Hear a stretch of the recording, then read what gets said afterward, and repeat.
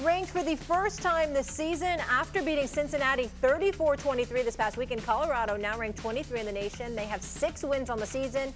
And just as Prime promised in early spring, the Buffs are what?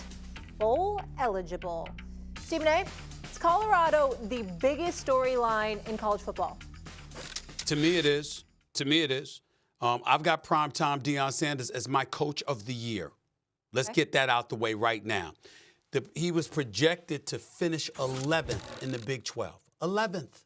The man is 6-2. They didn't wonder whether or not he was going to win 4 games like he did last year. He's already won 6. They rank in the top 25.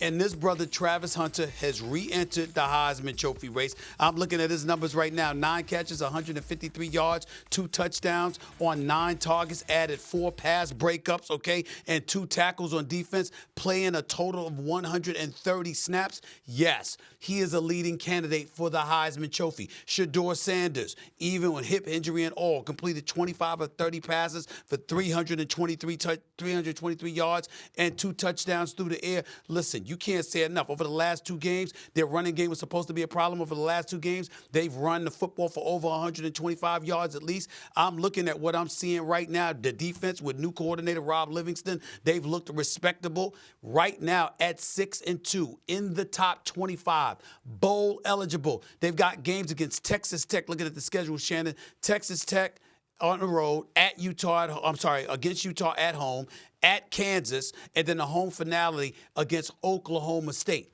Based on what we've seen from Colorado, it is plausible, very plausible, if not likely, that the Colorado Buffaloes, led by Deion Sanders, vilified for the whole transfer thing going on, all these transfer players, is on the verge of winning 9 to 10 games this year and being eligible for the college football playoffs.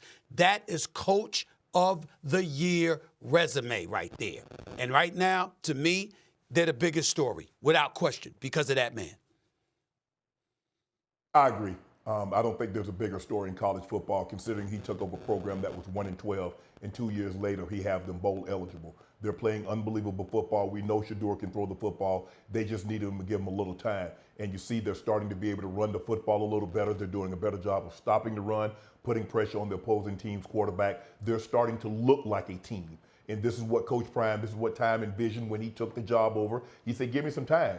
People were unwilling to give him time because they think he has 112 players just like him. Well, if he did, you wouldn't have to give him any time. They went to the college football playoffs last year. But give him some time. Let him get some of the players. The first year, he got some of the players, but he needed to get more players. The type of player that he wants, the type of player that that it requires to win at an elite level in big Power 5 football. And that's what he's doing. I love the way this team is playing. Robert Livingston on the defensive side of the football, Pat Shermer on the offensive side of the football. Pat Shermer has coached in the NFL. He's a pro-style coach, and that's what Coach Prime needed. Listen, I got no problem. He got a son that's the best college quarterback in football, and he wants him to be ready to go play at the next level from day one. And what's the best way to do that? You get someone that has coached at that level to coach my son for an entire offseason and have an entire season of coaching. So his footwork, ball placement, arm slots, he will be ready to go day one if necessary.